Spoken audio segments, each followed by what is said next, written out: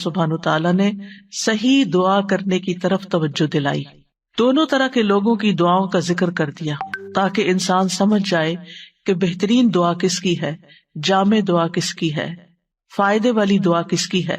اور ویسے بھی ذکر کے بعد دعا کیونکہ قبول بھی ہوتی ہے، اس مناسبت سے بھی ذکر کے کثرت کے بعد دعا کرنے کا ذکر کہا گیا ہے. یعنی صرف اتنا ہی کافی نہیں کہ انسان اللہ تعالیٰ کی تعریف کرے اور حمد و ثنا کرے، بلکہ اپنی ضروریات کی چیزیں بھی مانگے، منہ کھول کر بول کر اللہ تعالیٰ کے سامنے اپنی حاجت رکھے، اپنی فریاد رکھے، اپنی ضرورت رکھے.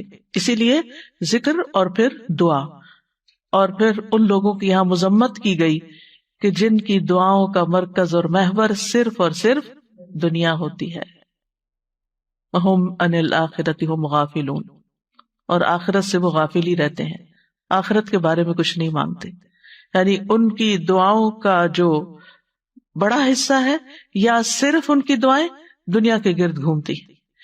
اس معیار پر ہم سب کو بھی پرکھنا چاہیے کہ ہم سب سے زیادہ شدت کے ساتھ یا پہلی دعا کیا مانگتے ہیں. اگر ہمیں پتا چلے کہ یہ قبولیت کا وقت ہے تو ہم سب سے پہلے کیا مانگیں گے.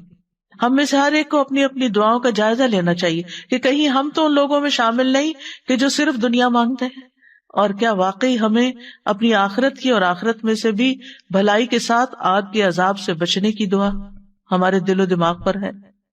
تو یہاں ان لوگوں کی تعریف کی گئی ہے کہ جو ایسی دعا کرتے ہیں کہ جس میں وہ اپنی دنیا کی خیر بھی مانگتے ہیں، اپنی آخرت کی خیر بھی مانگتے ہیں، اور سب سے بڑے شر یعنی جہنم کی آگ اور جہنم کے عذاب سے بچنے کی دعا کرتے ہیں. تو اس میں دعا مانگنے کا ایک ادب اور سلیقہ بھی سکھا دیا گیا. آپ دیکھیے کہ یہاں پر صرف 3 آیتیں ہیں اور 3 آیتوں کے اندر بہت بڑا مضمون بیان کر دیا گیا. تو فرمایا فَإِذَا قَضَيْتُم مَنَاسِكَكُمْ، جب تم اپنے مناسک حج پورے کر چکو. حج پر بھی انسان کیوں جاتا ہے؟ اپنا فرض پورا کرنے کے لیے، عبادت کرنے کے لیے، اور انہی عبادتوں کا ایک حصہ دعا بھی ہے. یعنی ہم سب کے دل میں ہوتا ہے کہ ہم حج یا عمرے پر جائیں تو پہلا خیال کیا آتا ہے کہ وہاں جا کر دعائیں کریں گے، کیونکہ دعا بذات خود بھی عبادت ہے. تو جب تم اپنے حج کے مناسک پورے کر چکو اور سارے ریچولز تمہارے پورے ہو جائیں اور تم آرام سے بیٹھو، تو پھر یہ کہ تم اللہ سبحانہ تعالیٰ کا ذکر کرو. اور حج کے تمام مناسک کے دوران بھی ذکر کرنا چاہیے، اور جب مناسک پورے ہو جائے تو اس کے بعد بھی رک کر دعا کرنی چاہیے. جیسے آپ دیکھیں طواف کے بعد کیا کرتے ہیں، 2 رکعت پڑھتے ہیں اور پھر آپ دعائیں کرتے ہیں.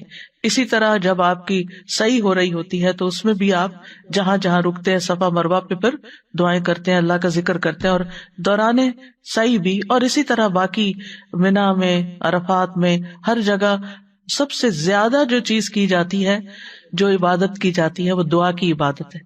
عرفہ میں آپ دیکھیے کہ نبی صلی اللہ علیہ وسلم نے ظہر اور عصر دونوں نمازوں کو اکٹھا کر دیا، یعنی قصر پڑھی اور جمع پڑھی.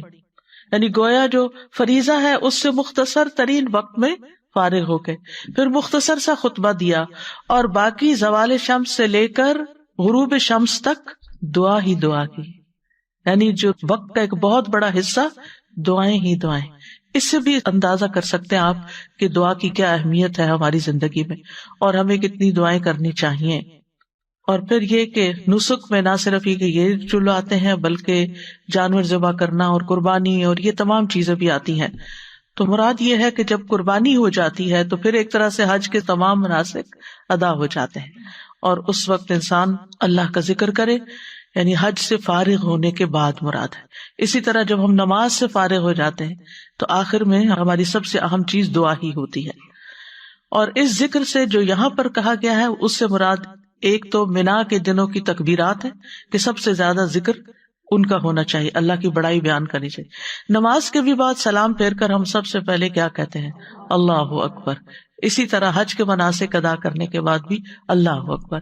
یعنی اگر اس عبادت کی ہمیں توفیق ہوئی ہے تو اس میں کسی غرور اور کسی بڑائی کی بات نہیں ہے، بلکہ ساری توفیق اللہ ہی کی دی ہوئی ہے، اور اللہ ہی کا ذکر ہے، اللہ ہی کی یاد ہے. اور اسی طرح حج کے تمام مقامات میں مسنون دعائیں پڑھنا ضروری ہے. تو علم کے ساتھ اگر انسان حج کرتا ہے تو پھر ان تمام سنتوں کو پورا بھی کرتا ہے اور پورا فائدہ اٹھاتا ہے. اس لیے حج پر جاتے ہوئے سب کچھ سیکھ کر جانا چاہیے، دعائیں بھی یاد کر کے جانا چاہیے، اور اگر حافظہ کمزور ہو تو دعاؤں کی کتابیں ساتھ لے کے جانی چاہیے تاکہ کوئی چیز مانگنے سے رہ نہ جائے، کیونکہ نبی صلی اللہ علیہ وسلم کی دعائیں جامع ہوتی ہیں، ان میں سب کچھ ہمیں مل جاتا ہے، لہٰذا اگر وہ سب ہم مانگ لیں تو گویا ہم نے دنیا اور آخرت کی خیر مانگ لی۔ عربوں کا طریقہ یہ تھا کہ حج سے فارغ ہو کر اپنے آباء و اجداد کے کارناموں کا ذکر کرتے، ہر قبیلہ اپنے اپنے بڑے جو گزرے ہوئے شخصیتیں تھیں، جو سردار تھے، ان کا ذکر کرتے کہ انہوں نے یہ کارنامے کیے اور وہ کیے، حسب نسب پہ فخر ہوتا تھا۔ لیکن اللہ سبحانہ وتعالیٰ نے ہمیں اس سے بہتر چیز عطا کی، اور وہ کیا کہ جو اصل بڑائی کا مستحق ہے اللہ رب العزت، تم اس کو یاد کرو۔ کیونکہ عموماً یہ ہوتا ہے کہ جب ایک قبیلہ اپنے بڑے کا ذکر کرے، دوسرا اپنا، تیسرا اپنا، تو لوگوں کے درمیان اختلاف بھی ہوگا، جیلسی بھی ہوگی، اور سب لوگ نہیں خوش ہو سکتے۔ لیکن اللہ کا ذکر ایسی چیز ہے کہ جس پہ سب متفق بھی ہوں گے اور وہ سب کے لیے خوشی کی بات، اور آپس میں ایک یونٹی بھی اس سے قائم ہوتی ہے۔ اور پھر یہاں پر یہ بھی کہا گیا وہ اشد ذکرا، یعنی جتنا تم شدت سے باپ دادا کا ذکر کرتے تھے، اللہ کا ذکر اس سے زیادہ کرنا ہے۔ یعنی شدت سے مراد کثرت بھی، اور شدت سے مراد توجہ بھی، یعنی اس سے بھی زیادہ بہتر انداز میں تمہیں یہ ذکر کرنا ہے۔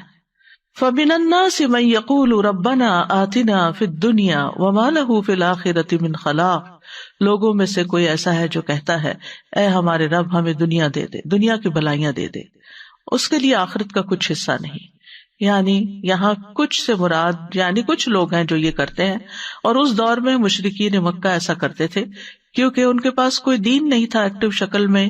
کہتے تو تھے ہم دین ابراہیمی پر ہیں، لیکن وہ طور طریقے بھول چکے تھے، تو وہ آخرت کے تصور سے غافل تھے، آخرت کو نہیں مانتے تھے، آخرت کے حساب کتاب یا آخرت کی جزا سزا پر ان کا یقین نہیں تھا۔ وہ کہتے تھے وما ہی الا حیاتنا الدنیا نموت ونحیا وما یہلکنا الا الدہر، کہ ہماری زندگی بس یہ دنیا کی زندگی ہے، ہم اسی میں جیتے مرتے ہیں، اور زمانے کی جو رفتار ہوتی ہے اس کے ساتھ یعنی وقت گزر جاتا ہے، جس کا وہ مر جاتا ہے، بات ختم۔ لیکن نبی صلی اللہ علیہ وسلم نے آ کر سب سے زیادہ جس عقیدے کو انسٹل کیا وہ توحید اور آخرت پر ایمان کا تھا، اور اس طرح ان کو صرف دنیا نہیں بلکہ ہماری وہ زندگی جس میں ہمیں ہمیشہ رہنا ہے اس کی بھلائیاں مانگنے کا سبق سکھا دیا گیا۔ ابن عباس کہتے ہیں کہ کچھ عرب مواقف پہ یعنی عرفات یا حج کے مشاعر میں آتے اور کہتے اے اللہ اس سال کو بارش، خوشحالی اور اچھی اولاد کے حصول کا سال بنا دے۔ آخرت کی بہتری سے متعلق وہ کوئی دعا نہیں کرتے تھے، تو اللہ تعالیٰ نے ان کے بارے میں یہ آیت نازل فرمائی۔ امام بغوی کہتے ہیں کہ اللہ نے اس سے مشرکین مراد لیے ہیں وہ حج کے موقع پر اللہ تعالیٰ سے دنیا کے سوا کچھ نہیں مانگتے تھے۔ وہ کہتے تھے یا اللہ ہمیں بکریاں، اونٹ، گائے اور غلام عطا کر۔ ان کی دنیا یہی تھی۔ ایک آدمی کھڑا ہوتا اور کہتا اے میرے رب میرے باپ کا ایک بہت بڑا خیمہ تھا اور اس کے پاس بہت زیادہ مال تھا، تو مجھے بھی ویسا ہی دے جیسے اس کو دیا ہے۔ یہ طریقہ تھا ان کی دعا کرنے کا۔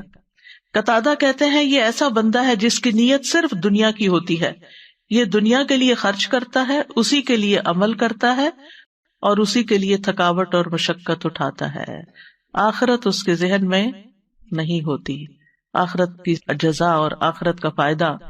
وما لہ فی الآخرۃ من خلاق، ایسے لوگوں کا جن کا مطمع نظر، جن کا گول اور جن کی توجہ اور دلچسپیوں کا سارا مرکز صرف دنیا ہے، ایسے لوگوں کے لیے پھر آخرت میں کچھ نہیں۔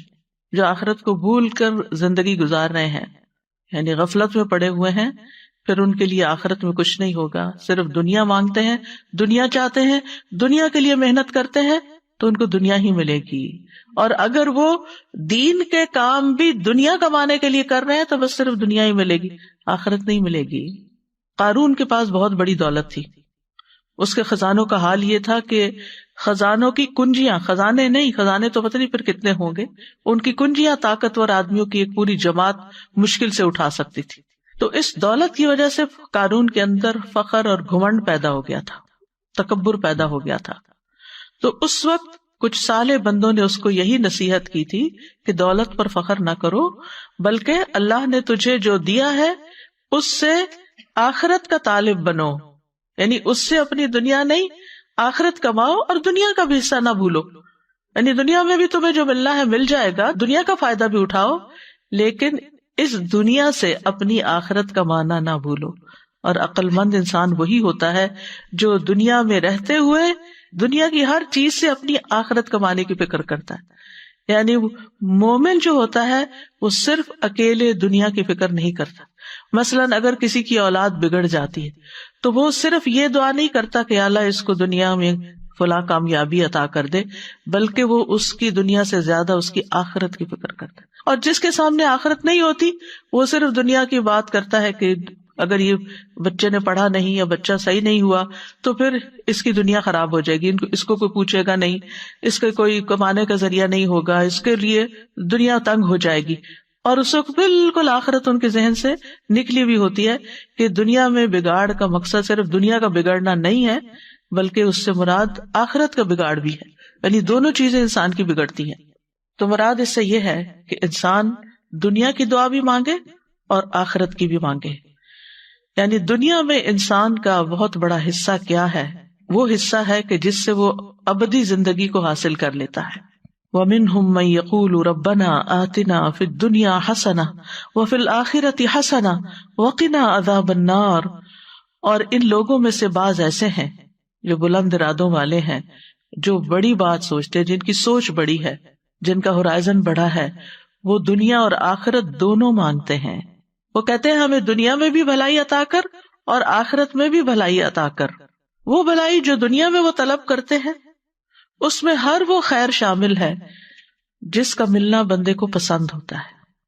یعنی جو بھی آپ کی چاہت ہے دنیا کے اعتبار سے، جس میں خوشگوار وسیع رزق حلال ہے، نیک بیوی یا نیک شوہر ہے، نیک اولاد جسے دیکھ کر آنکھیں ٹھنڈی ہوتی ہوں، آرام اور راحت کی زندگی، نفع مند علم، اعمال صالحہ کی توفیق، یعنی جیسے انسان کو اچھے اچھے کام کرنے کا موقع مل جائے، صدقہ کرنے کا، صلہ رحمی کرنے کا. حضرت علی رضی اللہ عنہ کہتے ہیں کہ تم اپنی صحت اور اپنی قوت اور اپنی جوانی اور اپنی دولت کے معاملے میں یہ نہ بھولو کہ تم اس کے ذریعے سے آخرت چاہو. یعنی یہ سب چیزیں کیوں مانگو کہ ہمیں یہ دولت، مال، صحت کیوں ملے؟ تاکہ ہم اس سے اپنی آخرت کمائیں. اور جہاں تک آخرت کا تعلق ہے تو اس سے مراد جنت ہے. للذین احسنوا الحسنى وزیادہ. جن لوگوں نے نیکی کی ان کے لیے نہایت اچھا بدلہ اور کچھ زیادہ بھی ہے. قتادہ کہتے ہیں اس سے مراد دنیا میں عافیت ملنا اور آخرت میں عافیت ملنا. یعنی دنیا اور آخرت کی بھلائی کو ایک لفظ سے بیان کرتے اور وہ کیا ہے؟ عافیت. یعنی جان میں، مال میں، اولاد میں، صحت میں، ہر چیز میں عافیت، کہ انسان نقصان اور شر سے محفوظ ہو جائے. اور اس میں کوئی حرج کی بات نہیں کہ انسان اپنی آخرت کے ساتھ ساتھ دنیا میں جو چیزیں وہ چاہتا ہے وہ اس کو نصیب ہوں. اور اس میں مثلاً یہ کہ وہ اپنی ویل بینگ کے بارے میں، اپنی صحت کے بارے میں، اپنی طاقت کے بارے میں دعا کرتا ہے تو کوئی حرج نہیں. لیکن اس کے بیک آف مائنڈ ضرور یہ بات ہونی چاہیے کہ اللہ تعالیٰ جو بھی مجھے دے میں اس سے پھر اپنی آخرت کے لیے، اللہ کی رضا کے لیے زیادہ کام کر سکوں. اور پھر آپ دیکھیے کہ یعنی جب سے انسان کی موت شروع ہوتی ہے اس سے لے کر اللہ تعالیٰ کے دیدار تک جتنے بھی مرحلے ہیں اللہ تعالیٰ ان سب کو آسان کر دے. یعنی جب ہم آخرت کی بھلائی مانگے تو یہ ساری چیزیں ذہن میں ہوں کہ ہماری موت آسان ہو، ہمارا قبر کا حساب آسان ہو، ہماری قبر کی زندگی نعیم اور راحت والی ہو، ہم قبر سے اٹھے جب حشر میں تو ہمارا حشر کا اٹھنا وہ خوبصورت ہو، اس میں ہمارے اندر اطمینان ہو، کسی قسم کی کوئی گھبراہٹ نہ ہو، اللہ تعالیٰ کی رضا حاصل ہو اور پھر رب رحیم کا قرب حاصل ہو. یہ تمام چیزیں اس میں آ جاتی ہیں. وقنا عذاب النار، اور ہمیں آگ کے عذاب سے بچا، یعنی ان اعمال سے ہماری حفاظت فرما اس دنیا میں جو ہمیں آگ کی طرف لے جانے والے ہوں، اور ہمیں بخشش عطا فرما، یعنی ہمارے گناہ جو کوتاہیاں ہو جائیں ان کو معاف کر دے تاکہ ہماری آخرت میں آگ سے چھٹکارا ہو سکے. اولئک لہم نصیب، ایسے لوگوں کو حصہ ملتا ہے کس سے؟ مما کسبوا، اس کے مطابق جو انہوں نے کمائی کی. یعنی دنیا کے لیے جو کوشش محنت کرو گے دنیا میں ملے گا، اور آخرت کے لیے جتنی کوشش محنت کرو گے وہاں ملے گا. یعنی یہ ساتھ بتا دیا گیا. دعا اپنی جگہ ہے لیکن ساتھ کوشش چاہیے، کیونکہ عام طور پر ہم ایک طرف ہو جاتے ہیں، یا صرف کوشش پہ فوکس کر دیتے ہیں یا صرف دعا پہ فوکس کرتے ہیں. اب آپ دیکھیں کہ کتنی جامع ہے 3 آیات. ذکر سے آغاز ہوا، دنیا اور آخرت کی بھلائی کی دعا مانگنے کو کہا گیا، آگ کے عذاب سے بچنے کو کہا گیا، اور اس کے ساتھ ساتھ کوشش کی طرف توجہ دلائی گئی. اور واللہ سریع الحساب، اللہ بہت جلد حساب لینے والا ہے. یعنی اللہ سبحانہ وتعالیٰ کے لیے کچھ بھی مشکل نہیں کہ وہ سارے بندوں کے ایک ایک عمل کا حساب کر دے، ذرے ذرے کا. وَمَن يَعْمَلْ مِثْقَالَ ذَرَّةٍ خَيْرًا يَرَهُ، یعنی جہاں کوشش کی بات ہوئی تو پھر ذرے کے برابر بھی اگر کوئی نیکی کرتا ہے تو وہ اس کو دیکھ لے گا، اپنے اعمال نامے میں پا لے گا، چھوٹی سے چھوٹی نیکی بھی. اور اگر گڑبڑ کی، کوئی غلط کام کیا، چھوٹی سے چھوٹی برائی بھی وہاں نظر آ جائے گی. تو اس لیے بہت ضروری ہے کہ انسان اس دعا کو اپنی زندگی کا حصہ بنا لے. یہ بہت ہی جامع اور کامل دعا ہے جس میں دنیا اور آخرت کی ساری چیزیں آ جاتی ہیں، اور یہ دعا اس قابل ہے کہ اسے اپنی باقی دعاؤں پر ترجیح دی جائے. کل جیسے کسی نے سوال کیا تھا کہ بہت ساری دعائیں اکٹھی ہو گئی ہیں اور بہت ساری چیزیں ہو گئی ہیں تو وہ ایک اوور ویلمنگ سچویشن ہو جاتی ہے، تو پھر کیا کریں؟ ٹھیک ہے، ان چیزوں کو بھی اپنے اپنے وقت پر رکھیں، پلان کریں، لیکن اگر کم سے کم ٹائم ہے تو پھر کیا مانگ لیں؟ جامع دعا مانگ لیں جس میں دنیا اور آخرت سب کچھ کور ہو گیا، سب کچھ بیچ میں آ گیا. نبی صلی اللہ علیہ وسلم اکثر یہی دعا مانگا کرتے تھے اور اس کی ترغیب بھی دیتے تھے. یعنی آپ کی کچھ دعائیں تو مواقع کے ساتھ ساتھ ہوتی تھی، کچھ دعائیں آپ نمازوں کے بعد مانگتے تھے، لیکن کچھ دعائیں آپ بہت کثرت سے مانگتے تھے، یعنی ان کا حصہ زیادہ ہوتا تھا. قتادہ نے انس رضی اللہ عنہ سے پوچھا کہ نبی صلی اللہ علیہ وسلم کون سی دعا کثرت سے مانگا کرتے تھے؟ انس رضی اللہ عنہ نے کہا، حضرت انس کی یہ باتیں زیادہ اوتھینٹک اس لیے بھی ہیں کہ وہ آپ کے گھر میں آتے جاتے تھے اور آپ کے تمام امور اور معاملات کو ملاحظہ کرتے رہتے تھے. تو حضرت انس نے کہا آپ جو دعا کثرت سے مانگا کرتے تھے وہ یہ تھی، اللہم آتنا فی الدنیا حسنہ وفی الآخرۃ حسنہ وقنا عذاب النار. انس رضی اللہ عنہ جب کوئی ایک دعا مانگنا چاہتے تو یہی دعا مانگتے تھے، یعنی جب اتنا ہی وقت ہو کہ آپ ایک دعا صرف مانگ سکیں. جیسے اذان اور اقامت کے بیچ میں دعا قبول ہوتی ہے، اب صفوں میں کھڑے ہو جاتے ہیں جب نمازی، اس وقت دعا قبول ہوتی ہے. تو پھر یہ کہ نماز شروع ہو جاتی، آپ یہ تھوڑی کہ نماز چھوڑ کے دعائیں کرنا شروع کر دیں. تو ایک چھوٹے سے وقت میں آپ فوراً ربنا آتنا فی الدنیا حسنۃ وفی الآخرۃ حسنۃ وقنا عذاب النار. اور خاص طور پر اس وقت جب انسان کو کچھ سمجھ نہیں آ رہی ہوتی، مانگوں کیا، میری بھلائی کس میں ہے، تو پھر انسان بھلائی مانگ لے، دنیا کی بھی اور آخرت کی بھی. اور یہ دنیا اور آخرت کی بھلائی کو جمع کرنے والے کلمات ہیں. انس بن مالک کہتے ہیں ان سے کہا گیا تمہارے بھائی بصرہ سے آئے ہیں، یعنی کچھ لوگ دوست وغیرہ ملنے کے لیے آئے ہیں. وہ اس وقت بصرہ کے کونے میں رہتے تھے، یعنی جس طرح آؤٹ اسکرٹس میں رہتے ہیں، تو ڈاؤن ٹاؤن سے یا سٹی سینٹر سے وہ ان کو ملنے کے لیے آئے. اس لیے آئے ہیں تاکہ آپ ان کے لیے اللہ سے دعا کریں، کیونکہ وہ صحابی تھے، طویل العمر تھے. اس وقت تک اکثر صحابہ فوت ہو چکے تھے، اور ظاہر ہے کہ صحابی بھی بہت جلیل القدر علم والے اور نبی صلی اللہ علیہ وسلم کی طویل صحبت پانے والے قریب ترین صحابہ میں سے تھے. تو ان کے پاس آئے کہ وہ ہمارے لیے دعا کریں. انہوں نے کہا اللہم اغفر لنا وارحمنا وآتنا فی الدنیا حسنہ وفی الآخرۃ حسنہ وقنا عذاب النار. لوگوں نے اس سے زیادہ دعا کی خواہش کی، کچھ اور دعا کرے. انہوں نے پھر یہی کہہ دیا، کہا کہ اگر تمہیں یہ مل گیا، یہ دعا قبول ہو گئی، تو تمہیں دنیا اور آخرت کی خیر مل گئی، ساری بھلائی مل گئی، کچھ بھی نہیں چھوٹے گا، پھر بات ہی ختم. کتنا خوبصورت ہے ہمارا دین کہ جو ہمیں مختلف مواقع کی مناسبت سے بہترین چیزیں سکھا دیتا ہے، جس میں اتنا بڑا بڑا فائدہ ہے.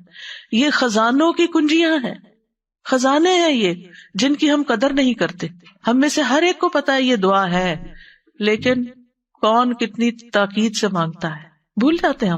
ہمیں علم ہوتا ہے، ہمیں باتیں پتا ہوتی ہیں، لیکن پھر وہ آہستہ آہستہ ہمارے عمل سے نکل جاتی ہیں. ایک دفعہ سنتے ہیں، شروع کرتے ہیں، پھر کچھ دنوں میں کوئی اور چیز اوپر آ جاتی ہے، پھر وہ نکل جاتی ہے. ایسی چیزوں کو پکڑ کے رکھنا چاہیے، کہیں ایسے نوٹس لگا دینے چاہیے یا کہیں اپنے یادداشتوں میں لکھ لینا چاہیے کہ یہ مانگنے سے نہیں بھولنا، کیونکہ یہ مل گیا تو سبھی کچھ مل گیا. اور آپ دیکھیے کہ وقت کے ساتھ ساتھ زندگی کتنی مصروفیت کا شکار ہو گئی ہے، یعنی جتنی سہولتیں زیادہ ہو گئی ہیں اتنی مصروفیت زیادہ بڑھ گئی. آج سے 100 سال پہلے کا شخص شاید اتنا ٹینس نہ ہوتا ہو جتنا ہم ہر وقت ٹینس رہتے، کیونکہ ایک کام ختم نہیں ہوتا اور ایک اور کرنے کا دھیان لگا رہتا ہے. بھاگم دوڑ لگی رہتی، اور اگر ہم کسی کرسی پر بھی بیٹھے ہوئے نا تو دماغ ہمارا دوڑ رہا ہوتا ہے نا، یہ بھی کرنا، یہ بھی کرنا، یہ بھی کرنا ہے، وہ بھی ہونا ہے. تو ایسے میں پھر واقعی ذکر کے لیے بھی بعض اوقات ٹائم کم رہ جاتا ہے، اور دعاؤں کے لیے بھی. اور خاص طور پر بچوں والی مائیں، جو چھوٹے بچوں والی، وہ تو ہارڈلی نماز کے اندر یا نماز کے باہر کوئی دعائیں مانگ سکتی ہیں، کیونکہ ایک ٹانگوں کے چمٹے میں ہوتے ہیں یا آگے آ کے لیٹ جاتے ہیں، یا بڑے بھی ہو جائیں تو جا کے کچن میں کھڑے ہو جاتے ہیں اور آوازیں لگانے لگتے ہیں کہ جلدی آئیں. یا پھر آپ کو یہ ہوتا ہے کہ اگر میں وقت پہ نہ اٹھی تو انہوں نے کچھ کام خراب کر دینا. آج کل خاص طور پہ افطار کے فوراً بعد مغرب ہوتی ہے، آپ کو جور کھاتے، پانی پیتے، نماز شروع کر دیتے. اب آپ کا دل ہوتا ہے تھوڑا سا سکون سے نماز پڑھے، لیکن سارے تو ایسے سکون سے نہیں پڑھتے، ان کو تو بھوک لگی ہوتی، پھر آپ کو سرو کرنا ہوتا ہے، تو آپ کو سب کی ٹیک کیئر کرنی ہوتی. پھر اس وقت دل چاہتا ہے کہ کیا مانگ لیں، کچھ تو مانگے، کیونکہ سارے دن کے روزے کے بعد اس نماز کی کیفیت بھی بڑی اچھی ہوتی ہے. تو اس وقت یہ دعا مانگ کے اٹھ جائے، لمبی نہ مانگے کہ گھر والے ناراض ہونے لگے. تو بہت سے اوقات ایسے ہوتے ہیں کہ جس میں ہمارے پاس کوئی نیکی کا کام کرنے کا بہت مختصر سا وقفہ ہوتا ہے. ایسے اوقات کو استعمال کر لیا کریں ایسی جامع دعاؤں کے ساتھ. پھر اسی طرح عافیت کی دعا مانگنا، یہ بھی دنیا اور آخرت کی بھلائیاں مانگنے میں سے ہے. حضرت انس سے روایت ہے کہ رسول اللہ صلی اللہ علیہ وسلم نے مسلمانوں میں سے ایک ایسے شخص کی، بیمار شخص کی عیادت کی جو لاغر ہو کر چوزے کی طرح ہو گیا تھا، بالکل سکڑ سا گیا.